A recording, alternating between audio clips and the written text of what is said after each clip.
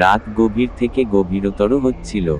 আছিরা ও সাধু সেই পরিত্যক্ত জমিদার বাড়ির দিকে এগিয়ে চলল। পথের চারপাশ ছিল নীরব, যেন রাতের আধারে প্রকৃতিও তাদের পথচলা দেখছিল। দূর থেকে জমিদার বাড়িটি দেখা যাচ্ছিল, বড় বড় খোদাই করা দরজা, ধসে পড়া ছাদ, আর দেয়ালে কালো ছোপ ছোপ দাগ, যা সময়ের সাক্ষী হয়ে দাঁড়িয়েছিল।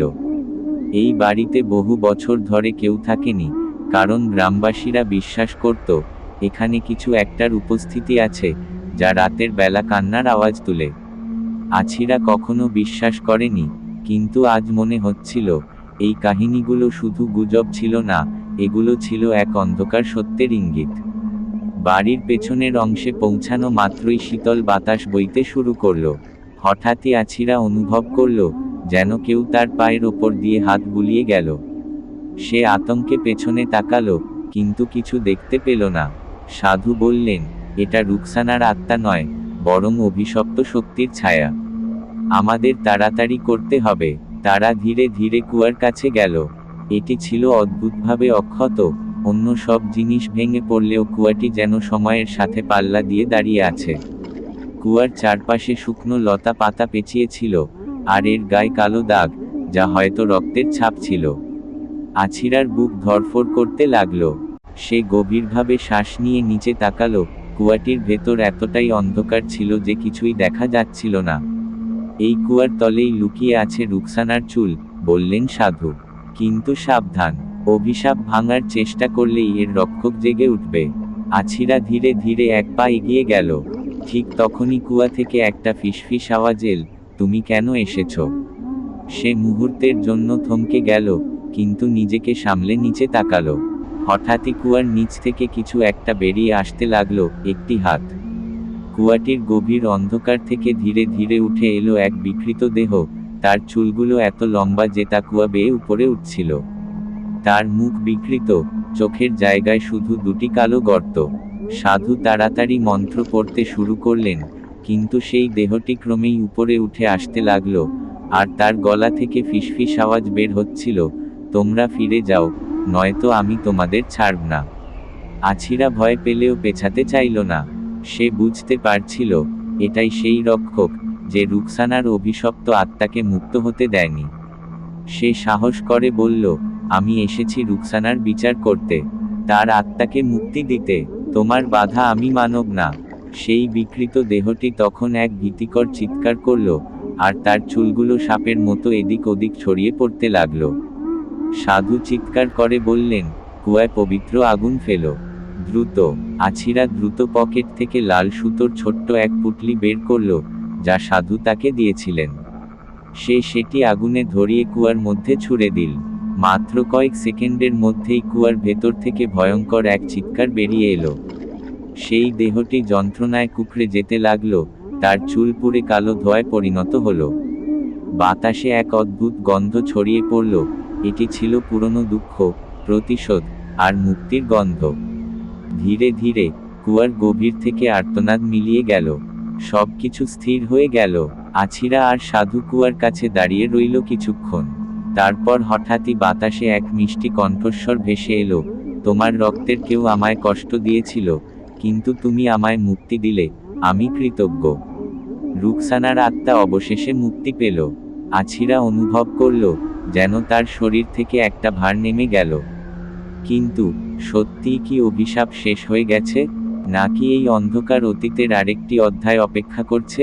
রুকসানার আত্মা মুক্তি পেলেও আছিরার মনে এক অজানা অস্বস্তি কাজ করছিল। চারপাশের বাতাস স্বাভাবিক হয়ে এসেছে, রাতের নীরবতা ফিরে এসেছে, কিন্তু কুয়ার সামনে দাঁড়িয়ে তার মনে হলো কিছু একটা এখনো শেষ হয়নি। সাধু ধীরে ধীরে বললেন, তুমি ভালো করেই অনুভব করতে পারছো, তাই না? অভিশাপ শেষ হয়ে গেলেও এর ছায়া পুরোপুরি মুছে যায়নি। আছিরা একবার কুয়ার দিকে তাকালো। ধোঁয়া মিলিয়ে গেছে, আগুনের আলোর প্রতিফলনও নেই, কিন্তু তার মনে হলো কুয়ার গভীরে এখনো কিছু একটা লুকিয়ে আছে, হয়তো সেই অন্ধকার শক্তি যা একদিন কামরুলকে এত নিষ্ঠুর করে তুলেছিল। এখন কি হবে? আছিরা ফিসফিস করে জিজ্ঞেস করল। সাধু দীর্ঘশ্বাস ফেলে বললেন, রুকসানা মুক্তি পেয়েছে, কিন্তু এই জায়গা এখনো অভিশপ্ত। কামরুল শুধু একজন পাপী মানুষ ছিল না, সে এক অন্ধকার শক্তির সাথে চুক্তি করেছিল। সেই শক্তি এখনো এখানে রয়ে গেছে। আছিরার মনে হঠাৎ ভয় জাগল। তাহলে কি এই অভিশাপ চিরকাল তার পরিবারের সাথে লেগে থাকবে? সাধু তার পকেট থেকে একটি ছোট্ট কাচের শিশি বের করলেন, যার ভেতরে এক ধরনের পবিত্র ভস্ম ছিল। তিনি ধীরে ধীরে সেটি কুয়ার ভেতরে ছড়িয়ে দিয়ে বললেন, এই জায়গাটিকে শুদ্ধ করতে হলে তোমাকে এর পাহারাদার হতে হবে। যতদিন তুমি বেঁচে থাকবে, ততদিন এই অন্ধকার আর ফিরে আসতে পারবে না। আছিরা হতবাক হয়ে গেল। পাহারাদার? আমি? কিন্তু আমি তো সাধারণ একজন মানুষ। সাধু মৃদু হাসলেন, সাধারণ মানুষই কখনো কখনো সবচেয়ে বড় দায়িত্ব নেয়। রুকসানার আত্মা তোমাকে বেছে নিয়েছে, কারণ তুমি তার সত্যের মুখোমুখি হতে চেয়েছ। এখন তুমি চাইলে এই অভিশাপের ছায়াকে চিরতরে প্রতিহত করতে পারবে। আছিরা গভীরভাবে ভাবতে লাগল। এই পুরো ঘটনাটি তার জীবন বদলে দিয়েছে। ভয়, কৌতূহল, সত্যের সন্ধান, সবকিছু মিলিয়ে সে যেন অন্য এক জগতে চলে গিয়েছিল। শেষ পর্যন্ত সে ধীরে ধীরে মাথা নেড়ে বলল, আমি রাজি। আমি চাই না এই অভিশাপ আবার ফিরে আসুক। সাধু সন্তুষ্ট হয়ে বললেন, তবে এবার যাও, বিশ্রাম নাও। সময় এলে তুমি বুঝতে পারবে কি করতে হবে। ফিরে আসা। পরদিন সকালে আছিরা যখন ঘুম থেকে উঠল, তখন সবকিছু স্বাভাবিক মনে হচ্ছিল। গত রাতের ভয়ঙ্কর অভিজ্ঞতা যেন কোনো দুঃস্বপ্ন ছিল। কিন্তু আঙুলের করে এক জায়গায় সে হালকা জ্বালা অনুভব করল। ভালো করে দেখে সে হতবাক হয়ে গেল। তার হাতে একটা লাল সুতো বাঁধা ছিল, যা সাধু তাকে দিয়েছিলেন। সে বুঝতে পারল, এটি কোনো স্বপ্ন ছিল না। আছিরা জানালা খুলে বাইরে তাকালো। সকালের আলো চারপাশে ছড়িয়ে পড়েছে, পাখিরা গান গাইছে। কিন্তু তার মনে হলো, দূরের বনভূমির ছায়ায় কেউ তাকে দেখছে। সে কি সত্যিই অভিশাপের সমাপ্তি ঘটিয়েছে, নাকি এই গল্পের আরেকটি অধ্যায় অপেক্ষা করছে? আছিরা স্বাভাবিক জীবনে ফিরে যেতে চেয়েছিল, কিন্তু কিছুই আর স্বাভাবিক মনে হচ্ছিল না। গত রাতের ঘটনাগুলো তার মনে গভীর দাগ কেটে গেছে। জমিদার বাড়ির সেই কুয়া, রুকসানার মুক্তি, আর অন্ধকার শক্তির অস্তিত্ব, সবকিছুই যেন এখনো তাকে ঘিরে রেখেছে। সকালবেলা গ্রামবাসীরা জমিদার বাড়ির কাছে ভিড় করেছিল। তারা শুনেছিল, রাতে সেখানে অদ্ভুত আওয়াজ হয়েছে, আলো জ্বলতে দেখা গেছে, এমনকি কেউ কেউ কান্নার শব্দও শুনেছে। কেউ সাহস করে কাছে যায়নি, কিন্তু আছিরাকে দেখে সবাই তার দিকে প্রশ্নভরা দৃষ্টিতে তাকিয়ে রইল। তুমি কি করেছিলে সেখানে? এক বৃদ্ধা কৌতূহলী গলায় জিজ্ঞেস করল। আছিরা বুঝতে পারছিল, সত্যি বলতে গেলে কেউ বিশ্বাস করবে না। তাই শুধু বলল, আমি কিছু খুঁজতে গিয়েছিলাম। বৃদ্ধা তখন ফিসফিস করে বলল, শুনেছ? আজ সকালে কুয়ার পানি সম্পূর্ণ কালো হয়ে গেছে। আছিরার শরীর শিউরে উঠল। কালো? বৃদ্ধা মাথা নাড়িয়ে বললেন, হ্যাঁ, আর কাছাকাছি গেলে ভেতর থেকে কেমন একটা অদ্ভুত গন্ধ আসে, মনে হয় কিছুর পচন ধরেছে। আছিরার মনে হলো, অভিশাপ হয়তো পুরোপুরি শেষ হয়নি। রহস্যের আরেকটি অধ্যায়। সন্ধ্যার দিকে আছিরা বাড়িতে বসে পুরনো পারিবারিক নথিপত্র ঘাঁটছিল। সে জানত, তার পূর্বপুরুষ কামরুল শুধু একজন জমিদার ছিল না, বরং তার হাতে ছিল এক গোপন শক্তি, যা সে অন্যায়ভাবে অর্জন করেছিল।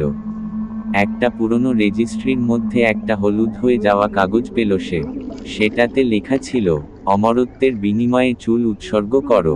কিন্তু একবার যদি আত্মা মুক্ত হয়ে যায়, তাহলে অভিশাপ উত্তরাধিকারীদের কাছে ছড়িয়ে পড়বে। আছিরার নিঃশ্বাস বন্ধ হয়ে এলো। তার অর্থ কি এই যে, এখন সেই অন্ধকার শক্তি তার দিকে ধেয়ে আসবে? ঠিক তখনই জানালার কাছে একটা আঁচড়ের শব্দ হলো। আছিরা ধীরে ধীরে জানালার দিকে তাকালো। অন্ধকারের মধ্যে দাঁড়িয়ে ছিল এক ছায়ামূর্তি, তার চুলগুলো লম্বা, বাতাসে দুলছিল। রুকসানা কি ফিরে এসেছে, নাকি এটি অন্য কিছু? আছিরার গলা শুকিয়ে গেল। বাইরে দাঁড়িয়ে থাকা ছায়া ধীরে ধীরে ফিসফিস করে বলল, আমার গল্প শেষ হয়নি। আছিরার বুক ধড়ফড় করতে লাগলো। জানালার ওপাশে দাঁড়িয়ে থাকা ছায়ামূর্তিটি ধীরে ধীরে আরো স্পষ্ট হয়ে উঠছিল। বাতাস হঠাৎ যেন ভারী হয়ে গেল, জানালার কাছে পাতলা ধোঁয়ার আস্তরণ জমতে শুরু করলো। আমার গল্প শেষ হয়নি। আওয়াজটা এতটাই ফিসফিসে আর শীতল ছিল যে আছিরার শরীর শিউরে উঠল।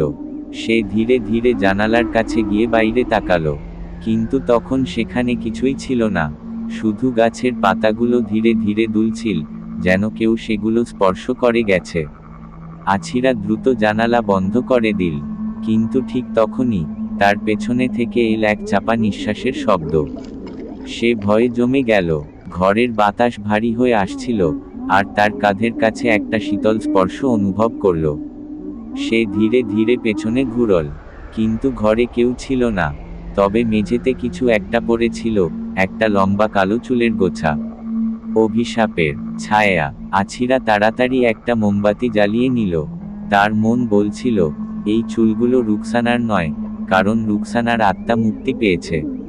তাহলে